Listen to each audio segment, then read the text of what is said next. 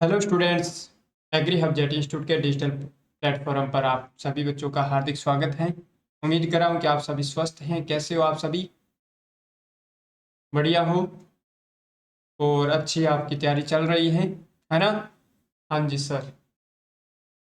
Okay, चलो। तो अपनी कंटिन्यू सीरीज जो जनरल एग्रीकल्चर का ये चल रहा है, इसमें आज टॉपिक बहुत ही इंटरेस्टेड होने वाला है।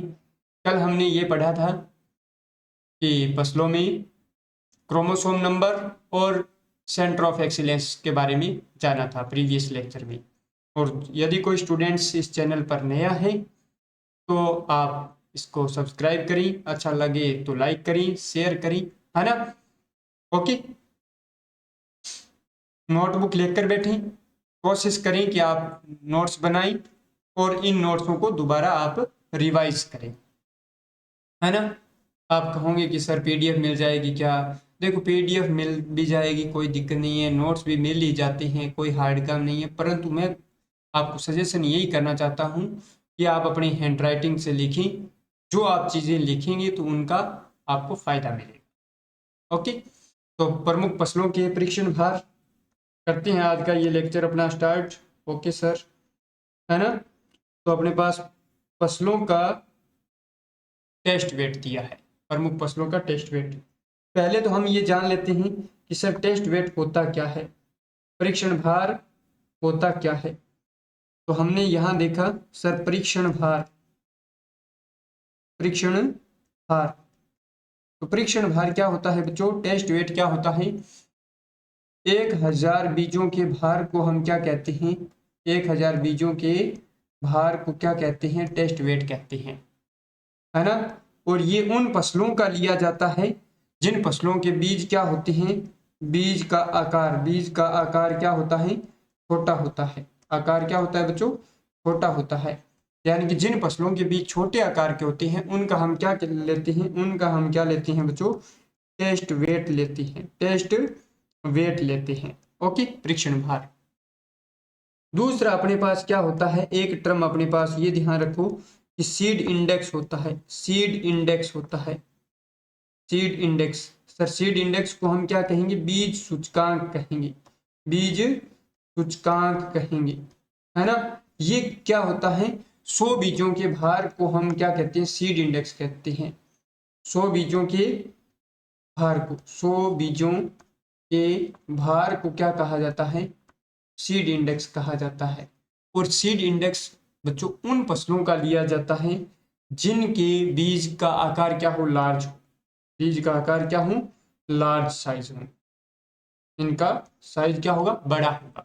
ओके, तो आपको कहानी क्लियर कट समझ में आ गया होगा। अभी अपने पास बात करते हैं कि टेस्ट वेट किस फसल का कितना होता है।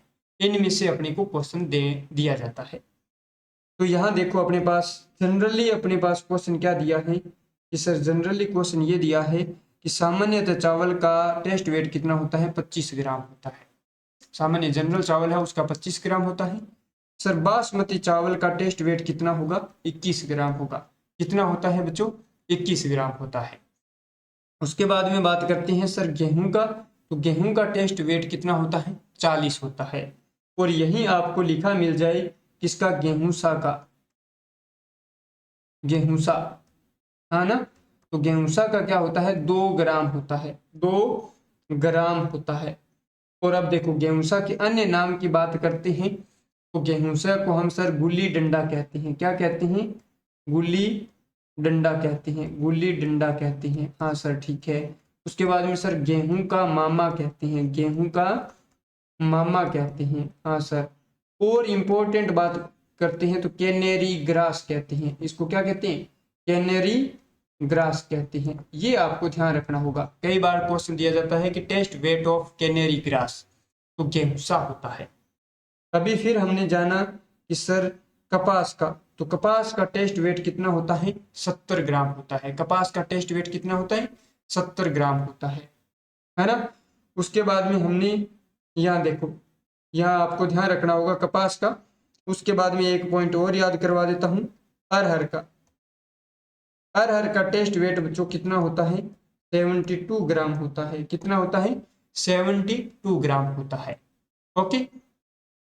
उसके बाद में देखो यहां से हमने बात किया ज्वार का, तो ज्वार का टेस्ट वेट कितना होता है, 25 से 30 ग्राम होता है। ज्वार का कितना, 25 से 30 ग्राम।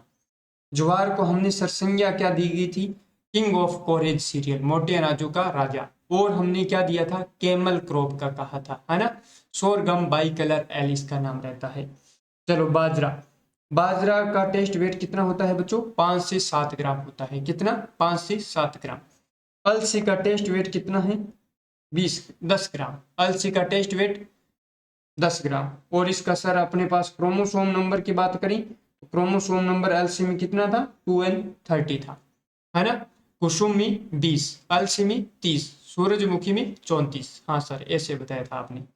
उसके बाद में सर रिजका, है ना। रिजका, रिजका चारे वाली फसलों का राजा नहीं होगा तो क्या होगा, रानी। राजा कौन होगा, बरसीन। Okay sir.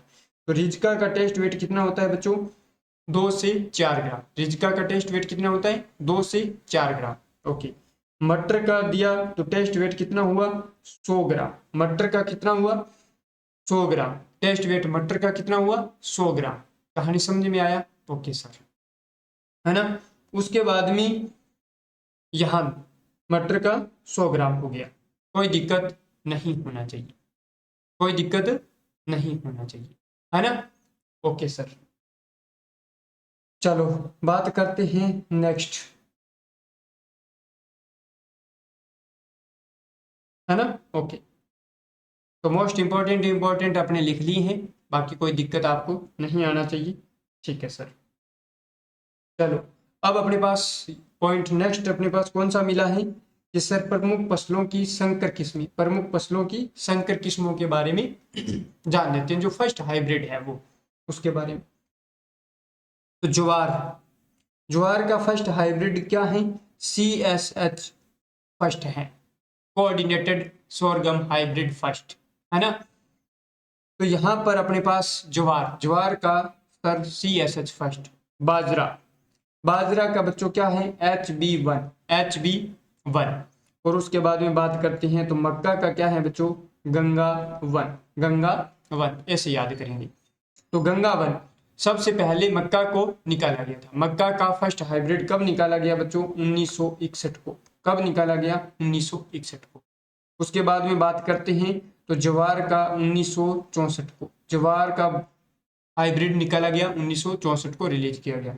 बाजरा का सर 1965 को, बाजरा का कब किया गया, 1965 को। इसको सर हम स्टार पॉइंट दे रहे हैं क्योंकि इसका कई बार क्वेश्चन पूछा जाता है, तो इसका क्रॉस भी आपको ध्यान होना चाहिए। तो इसका क्रॉस क्या होता है बच्चों, टिफ्ट 23A इंटू में बिल 3B, ये इसका बच्चों क्या होता है, क्रॉस होता है। टिफ्ट 23A इंटू में बिल 3B, यहाँ आपको बहुत इंपॉर्टेंट, ये आपको ध्यान होना चाहिए सर। फिर बात करते हैं अपने पास कपास, कपास का हाइब्रिड कौन सा है, H4, H4 हाइब्रिड है ना। ओके, तो ये आपको ध्यान होगा। हाँ सर, H4 को निकाला किन होने था, CT पटेल ने, CT पटेल नाम के साइंटिस्ट थी। उन्होंने कब निकाला सर, 1970 में निकाला। कहाँ से निकाला, सूरत गुजरात से, सूरत गुजरात से। ये इतना आपको ध्यान होना चाहिए, ये बहुत इंपॉर्टेंट हाइब्रिड है। तो कपास का प्रथम संकर किस्म कौन सी है, H4। किन्होंने विकसित किया, CT पटेल ने। कब, 1970, सूरत गुजरात से। तो सर यहाँ बात करते हैं अरहर की। अरहर का बच्चों कौन सा फर्स्ट हाइब्रिड है, ICPH8, ICPH8। ये भी रिलीज कहाँ से किया गया था, इक्री सेट से। कहाँ से, इक्री सेट। इक्री सेट बच्चों कहाँ है, हैदराबाद में। कब रिलीज किया गया, 1992, 1992। कब रिलीज किया गया, 1992। ओके। उसके बाद में बात करते हैं सर अरंडी, अरंडी, अरंडी का अरुणा, कंफ्यूज मत हो जाना। और ये अरुणा क्या है बच्चों, एक म्यूटेंट वेराइटी है, म्यूटेंट उत्परिवर्तित वेराइटी है यदि पूछा जाए तो, है ना। ओके। और कंफ्यूज हो जाते हैं वरुणा के साथ। वरुणा वेराइटी है बच्चों किसकी, सरसों की। किसकी है, सरसों की। तो कोई कंफ्यूजन आपको नहीं होना चाहिए। है ना। ओके, वरुणा को सर हम क्या लिखते हैं, T59, T59। ओके, चावल, चावल का हाइब्रिड कौन सा है बच्चों, CoRH1, CoRH1। और बासमती चावल का फर्स्ट हाइब्रिड कौन सा है बच्चों, TRH10। ये आपको डायरेक्ट पूछा गया था क्वेश्चन एग्रीकल्चर सुपरवाइजर, है ना। तंबाकू की हाइब्रिड वेराइटी कौन सी है, GTH1, GTH1। ये सब बच्चों आपको याद होना चाहिए। सूरजमुखी की बात करते हैं तो BSH1, BSH1, है ना। उसके बाद में यदि बात करते हैं तो कुसुम की, कि कुसुम का फर्स्ट हाइब्रिड क्या था, DSH129।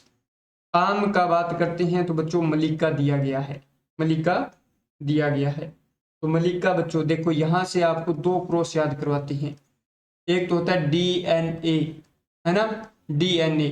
Sir Dasheri, Dasheri into में नीलम, दशहरी इंटू में नीलम बराबर क्या हो गया, आम्रपाली हो गया, आम्रपाली हो गया। और नीलम इंटू में दशहरी, नीलम, नीलम इंटू में दशहरी क्या हो गया बच्चों, मलिका। ओके, तो ये ध्यान रखो।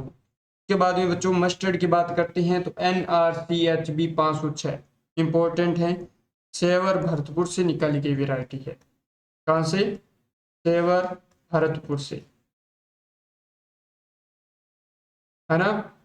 Directorate of rapeseed and mustard research, DRMR, Sewar Bharatpur से। तो यहां तक उम्मीद कर रहा हूं कि आपको समझ में आया होगा। उसके बाद में देखो पूषा मेघदूत, ये किसकी है बच्चों, बॉटल गार्ड, लौकी का है फर्स्ट हाइब्रिड। पूषा दिव्या किसका है, टमाटर का।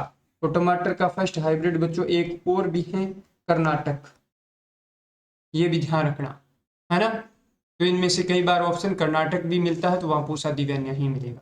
मलिका दिया है तो सर ये किसका है, आम का है। ओके, तो उम्मीद कर रहा हूं कि यहाँ तक आपको ये लेक्चर काफ़ी अच्छा लगा होगा और समझ में भी आया होगा, है ना। और यदि मान लो किसी स्टूडेंट को नहीं समझ में आया है एक बार में तो दोबारा इसको देखें और नोट्स आप तैयार करें, है ना। आपको 100% समझ में आ जाएगा। ओके, थैंक यू स्टूडेंट्स, मिलते हैं नेक्स्ट लेक्चर में। ओके।